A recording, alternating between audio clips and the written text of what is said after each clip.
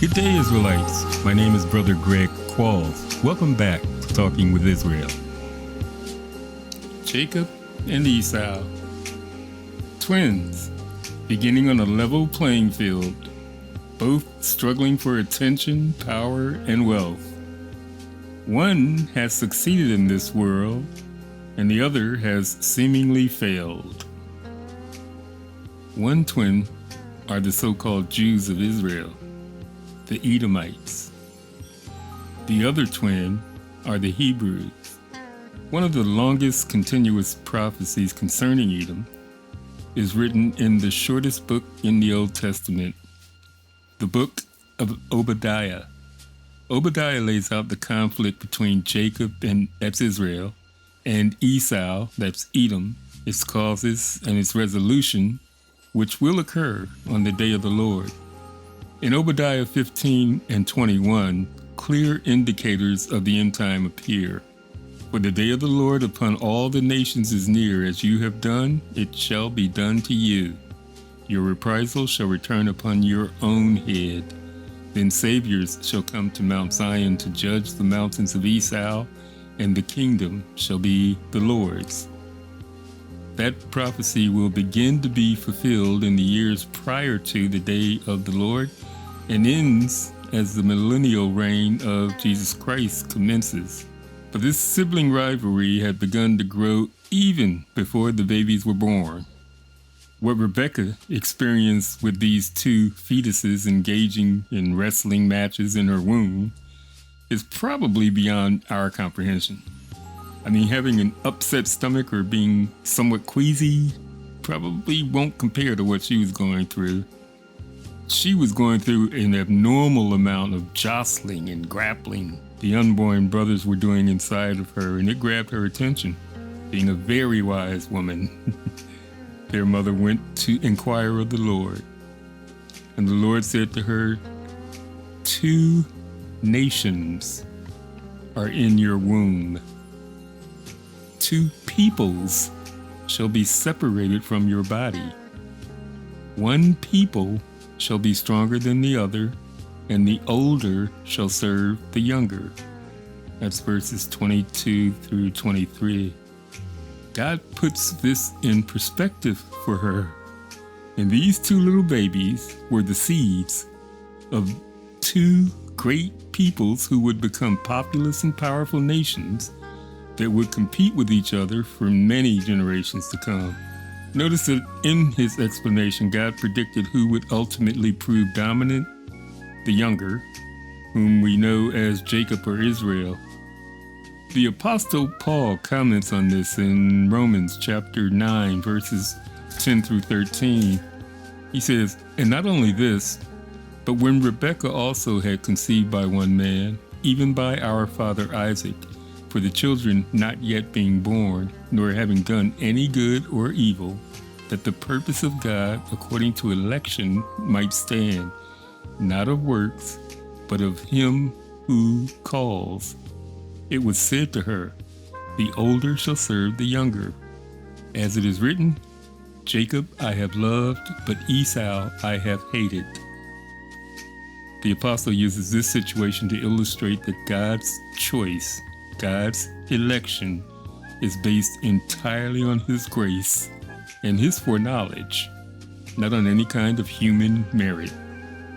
Esau's descendants are not without hope of salvation. They must, however, swallow their pride and admit that salvation is of the Jews through the Messiah, who descends from Judah, son of Jacob. So when Rebekah's days were fulfilled, she did indeed give birth to twins. And the first one came out red. He was like a hairy garment all over, so they called his name Esau, hairy. Afterward, his brother came out, and his hand took hold of Esau's heel, so his name was called Jacob, meaning heel catcher or supplanter. Isaac was 60 years old when she bore them, and the boys grew. From the outset, these babies were completely opposites. One was red and hairy, and the other was black and smooth. You'll notice that they don't describe Jacob at birth. He was just a normal black Israelite. Esau is not, and that's why he's described. Isaac loved Esau because he ate of his game, but Rebekah loved Jacob. Now, Jacob had cooked the stew, and Esau came in from the field, and he was weary.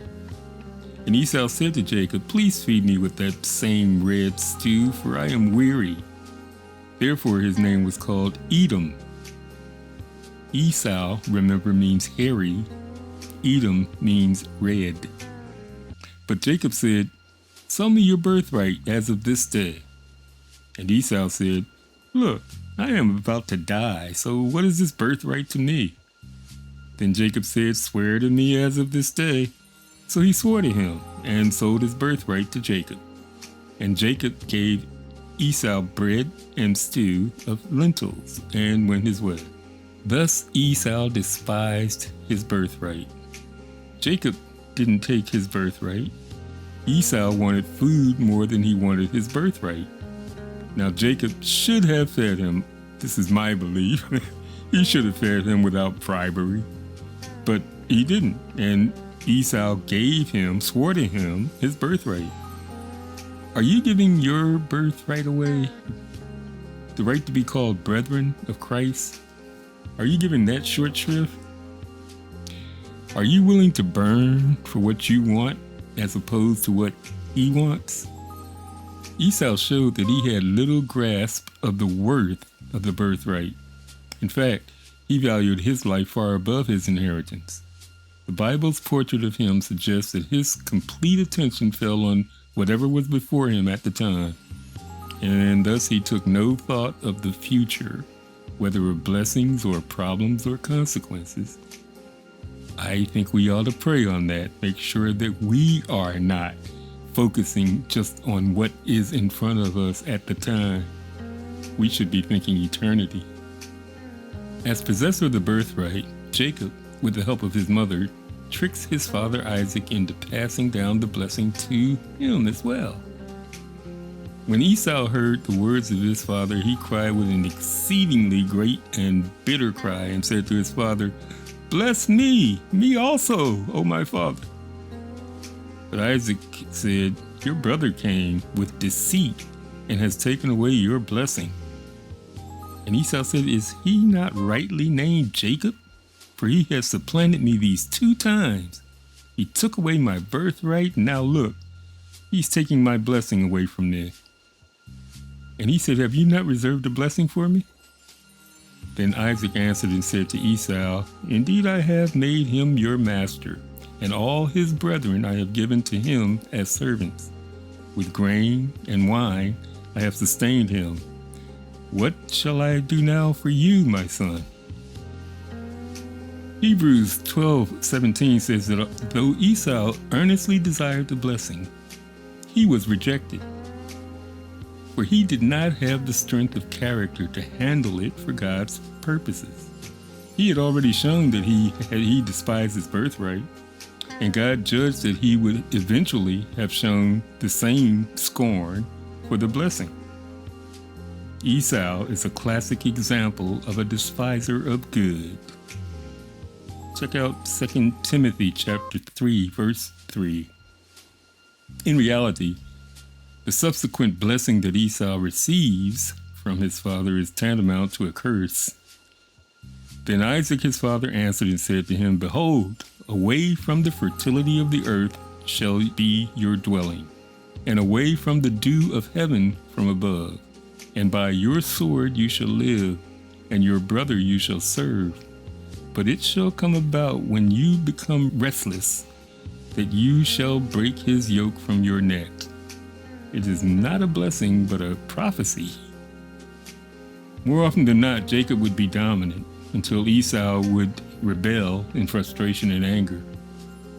Isaac predicts that they will frequently come to blows, and occasionally Esau's descendants will enjoy the upper hand for a time. Now, Esau's utterly human reaction upon hearing Isaac's words is consistent with what we know of his personality. Esau hated Jacob, because of the blessing with which his father blessed him. And Esau said in his heart, "The days of mourning for my father are at hand. Then I will kill my brother Jacob." Too late, he realized the value of the blessing, and now his entire attention was focused in hatred against his brother.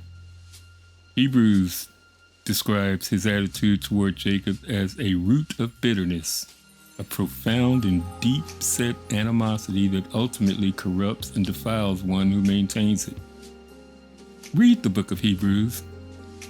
In the book of Hebrews, to the Hebrews is his original name, and they're writing to the Jews there to tell them Christ has already come, and now they're drifting toward Christianity. But there are Jews who wanted to remain in Judaism, and that is who he's talking to. A lot of people get a lot of misinformation as to what happened with the law. You don't have to slay any lambs anymore, right? You don't have to put any blood on your door. That's what Jesus did. He took away the sacrificial system. I hope people understand that. Today, Edom hates Jacob. For Jacob's thefts of the birthright and blessing, Esau hated his brother enough to begin to plot his death. And this burning hatred has passed on from generation to generation ever since that time for approximately 3,700 years. This is the basic understanding of the contentious relationship between these two people. Take a look at Psalm 83, verse 5 through 8, and the nations listed there comprise a fairly complete rundown of the ancient enemies of Israel. And Edom, the descendants of Esau, is given primacy of place. All these different peoples, Edom, Ishmael, Amalek, Moab, Ammon, Philistia, Tyre, and Assyria, are among the major players in the Middle East today. The state of Israel is Edomite. The other are peoples from the Arab or Muslim world, Ishmaelites. Today, these people inhabit the nations of Lebanon, Syria, Turkey, Iraq, Saudi Arabia, Yemen, United Arab Emirates, Jordan, Egypt, Libya, Sudan, Morocco, Tunisia, and Palestine. The Edomites, the Hittites, the Hivites, and the Ishmaelites, they're all related by blood, marriage, and blood. The physical descendants of ancient Israel, the African American black people of North America, and the Jewish diaspora are the standard bearers of Western civilization. Those same players are still in the game today. When God repeats himself, he's usually not playing, and that's what he does. Genesis 36. Moses took the effort to include an entire chapter on the Edomites alone. He was careful to include specific details about who was born to whom and who ruled this or that area. In addition, he reminds the reader several times of his subject. In verse 1, this is the genealogy of Esau, who is Edom. Verse 8, Esau is Edom. Verse 19, Esau, who is Edom. In verse 43, Esau was the father of the Edomites. Edomites most likely drank in feasting and gloating over Israel when Babylon and later Rome captured and destroyed Jerusalem. In Revelation chapter 2, verse 9, Jesus says, I know your tribulation and your poverty, but you are rich, and the blasphemy by those who say they are Jews and are not, but are a synagogue of Satan. And at chapter 3, verse 9, behold, I will cause those of the synagogue of Satan who say they are Jews and are not, but lie. Behold, I will make them to come and bow down at your feet and to know that I have loved you. Thanks for listening. May the eternal God make thy path straight, and the Lord be with thee and protect thee from all evil, and grant unto thee grace, mercy, and favor before those who see thee. And may none of the children of men have power over thee to harm thee. God bless you.